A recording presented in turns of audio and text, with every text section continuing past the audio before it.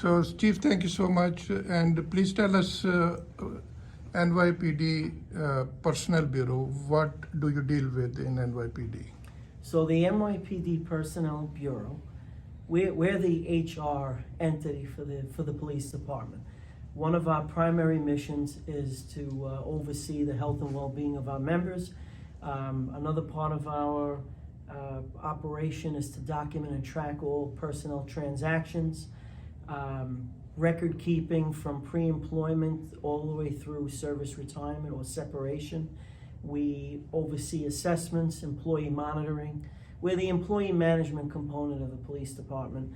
We are the entity that participates in staffing plans, deployment of personnel, recruit assignment, recruit allocation and assignments, all the personnel transactions, transfers, and processing disability retirements, our medical division, our physician staff, our candidate assessment division staff that processes people that are looking to join the police department, whether it be in a uniform capacity in a public safety role or in a civilian capacity in a non-public safety role. So we screen and process those individuals, candidates, and we basically select them.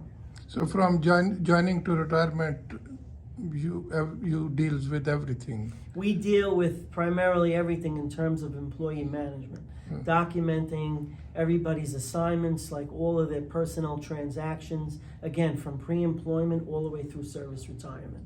And Chief, can you give us a little bit breakdown, like how many uniform and civilian officers or So we staff? have over 32,000 sworn uniformed officers and just over 16,000 civilian personnel that serve in public safety roles and non-public safety roles. So some of our non-public safety civilian personnel, we have over 250 internal titles that you can serve in, and in some cases actually earn more than what some of our police officers make. Are the private people are getting the same benefits, whatever the uniform persons are getting? Like you have a plumber, electrician, or those? Yeah, we have trade positions that range from serving as an electrician, a stationary engineer, auto service worker, a plumber. You know, we have sheet metal workers, auto body technicians.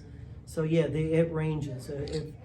We pretty much, if you need a job, we have a job for you here. And what's the recruitment process for the civilians to join NYPD? So the recruitment process is similar to the uniform personnel.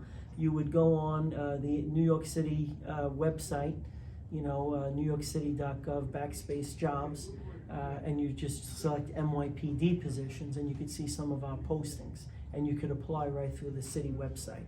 And their benefits and pay structure is almost the same, and retirement benefits you also offer? We offer competitive benefit packages that really would be at a minimal cost to the employee, depending on the package that you choose. In some private, corporations and private entities, that there's a substantial cost for health care. That's not the case here. You have the health care options here that would cost you far less, if you're working for us. And if you serve at least 10 years with us, you have the opportunity to be afforded medical coverage for the rest of your life and a pension. Right. And Chief, New York Police Department is very diverse, and our media represent Pakistani American community, and we know a large number of Muslims and Pakistani are also serving in NYPD. So can you share us any data or numbers? Well, the exact numbers I don't know off the top of my head, but I can tell you that as a major city metropolitan police department, we're one of the most diverse in the country. We could provide you with the exact number after the meeting. I don't have it off the top of my head, but I think you'll be impressed. Okay, my question is for the private people, is there any age limit they can file the application for the job, and they can do in any kind of age? Well, it depends on what the title. Every title has their own nuances. It's not a specific. Different titles have different, qualification requirements, and that may affect your age.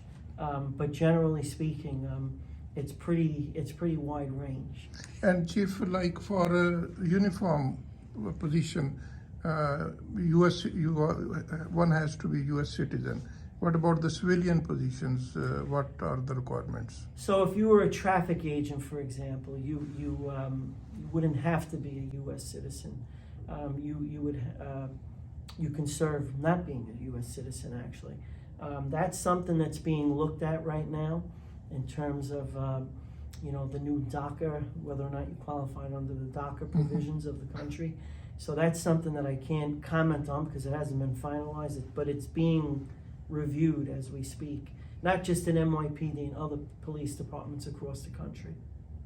And Chief, like Police Officer Singha standing beside you, how long it takes a candidate to go through all the process and graduate and to become a police officer? So the general process, it can vary depending on the cooperation of the candidate, but it's 6 weeks. So it takes 6 weeks to go through our process to basically, once you completed the examination, you're provided your list number, we'll reach out to you.